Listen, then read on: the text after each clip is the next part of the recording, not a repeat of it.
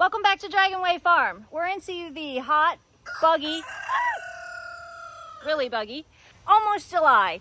It's kind of a rainy, humid day today, so not a whole lot of work going on, but I thought I'd take you around and show you what's going on. I'm really behind on the garden, but I have a few things to harvest, so I'll let you tag along and I'll show you some of the little babies we got hanging out here.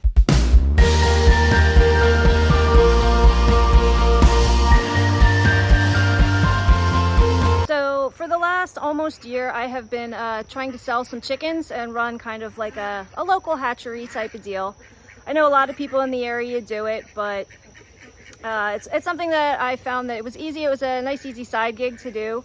So I started last August. I hatched out a few of my own, and I ended up ordering some from a hatchery to guarantee that they're pullets, and I ended up selling out. Over a few months, I ended up selling out. So then in April, I got another shipment of chicks, and they are off heat now, and I only have 6 left. So that's actually pretty incredible. I've been selling out of chicks every single time, and I didn't really anticipate how in demand chickens would be. I don't know if it's because of the bird flu situation, because hatcheries are low on stock, because of egg shortages or whatever, but I'm finding it very easy to sell chickens and chicks. It's not always 100% like right away, but usually within 3 months I can sell out of all of my inventory. Now I'm not ordering like 200 or 300 chicks. Keep in mind I've topped off at like 50. Like I'll do 50 at a time because that's what I can comfortably brood and comfortably sell as far as I know. But I just got another batch of chicks in this week, and I'm also incubating some eggs. So in order to constantly have inventory to sell, I have some eggs that are incubating. These are from my neighbor and also from my own stock. And then I have a bunch of little chicks that hatched out last Wednesday. I have 4 different breeds in here, I believe. There's Buff Orpingtons, got some Barred Rocks, some Brown Leghorns, and Speckled Sussex. So that's what I have of them. And then the grow out pen is almost finished. We have the guineas. And then I think I have 1 Rhode Island Red left. This guy turned out to be a rooster. But I only have a couple more pullets left. These guineas are growing up really nice. One of my really young black Australorps decided that she wanted to sit on some eggs. So the other chickens are still laying in here, but she's been sitting for almost a week now. Not really getting a good focus on her, but sometimes I have a lavender Orpington hen that likes to help her out.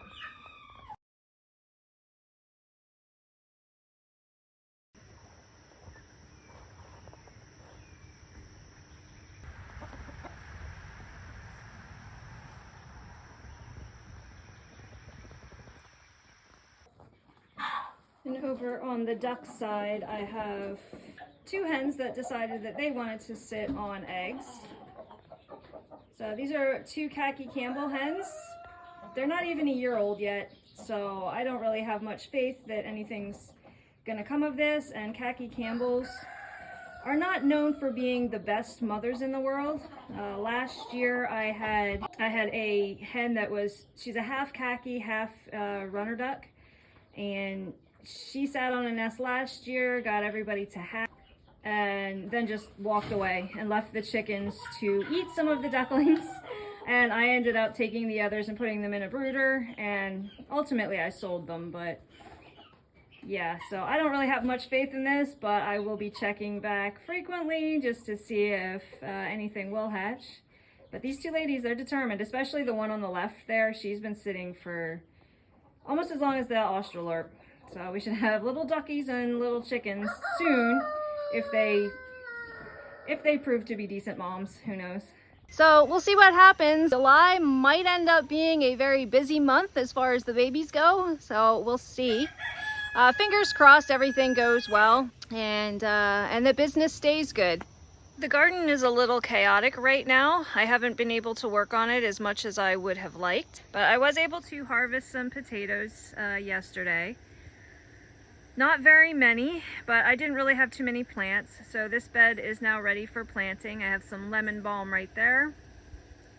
Unfortunately, the potatoes that were all planted here, they got huge and they actually shaded out my blueberries. So no blueberry harvest this year because they were all in shade, unfortunately, due to the potatoes. I have this cucumber plant. I've already harvested 4 or 5 cucumbers off of it, and it looks like I have one more that's ready to go here. I gotta get that up, and another one right behind it. So this plant is doing really, really well here, growing up this trellis. And then I have some tomato plants here. There's one. This one was actually a volunteer. So it was in the dirt that I brought over from the old garden.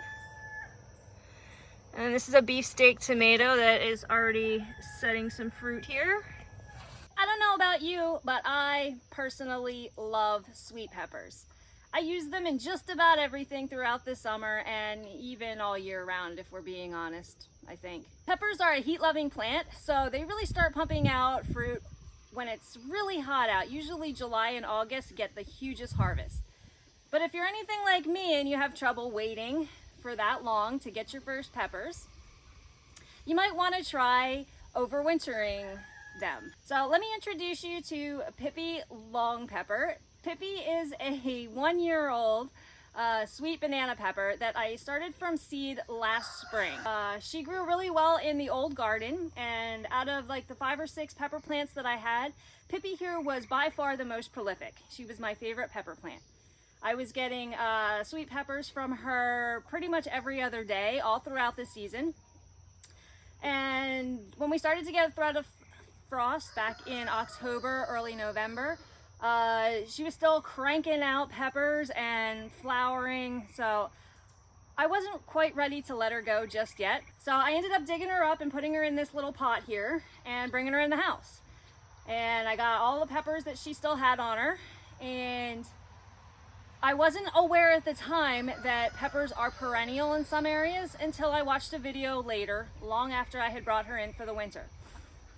And apparently there's this whole care regimen where you're supposed to strip the leaves and limit their water and sunlight. Honestly, I didn't do any of that. I just treated it like a geranium. You know, my mom was always a good one for digging up her geraniums every fall. So we would always have flowers blooming in the house all winter long. So I continue to do that. And so I just treated this pepper plant just like I did a geranium. I watered it as normal. I didn't pull the leaves off or anything like that. She did look pretty sad for most of the winter. But in the spring, as it started to warm up, all of the leaves dried and dropped off. And then new growth started happening. So I brought her out into the garden and I'm like, well, let's see what happens here. So I did start some new seeds of the same variety this past spring. And the plants aren't very large, even though some of them are starting to put out flowers. But as you can see, Pippi is already starting to set fruit. So it looks like weeks earlier, I'm actually going to get fruit out of this. Assuming that the bugs don't devour her first.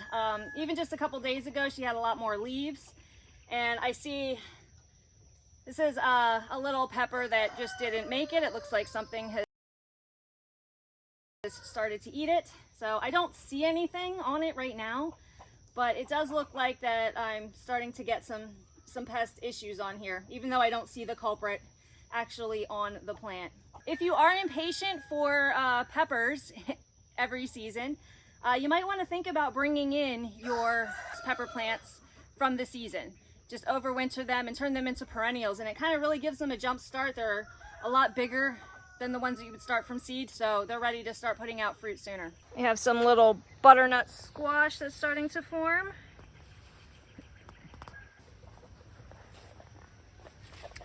And then some zucchinis. Got some zucchini that's almost ready to harvest. I might give it another day. Oh, I kind of just already harvested that. I was gonna give it another day, but it snapped off. And then this one, I just harvested some earlier. So it looks like we have a few other ones that are starting to form. And then I budded a patty pan squash in here. It looks like that's ready to harvest as well. Oh yeah. Get this guy. This is the third squash of this type. First off of this plant, I believe.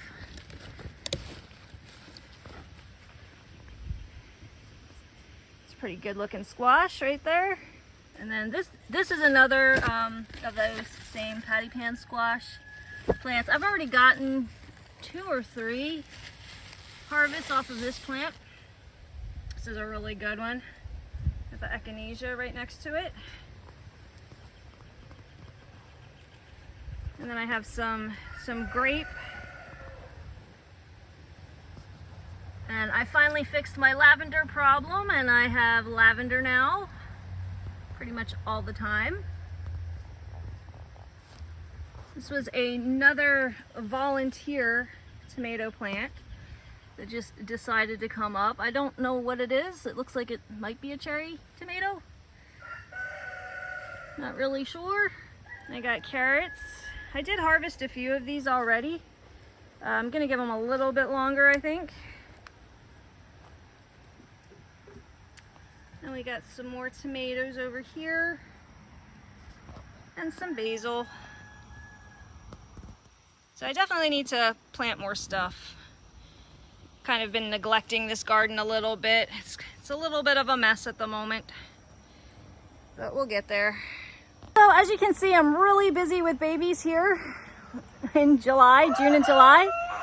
And I expect that's gonna be my life probably all the way up until fall. So loving the farm life, it's just kind of busy raising all my little babies. So that's what's going on at the farm. Thanks for tuning in.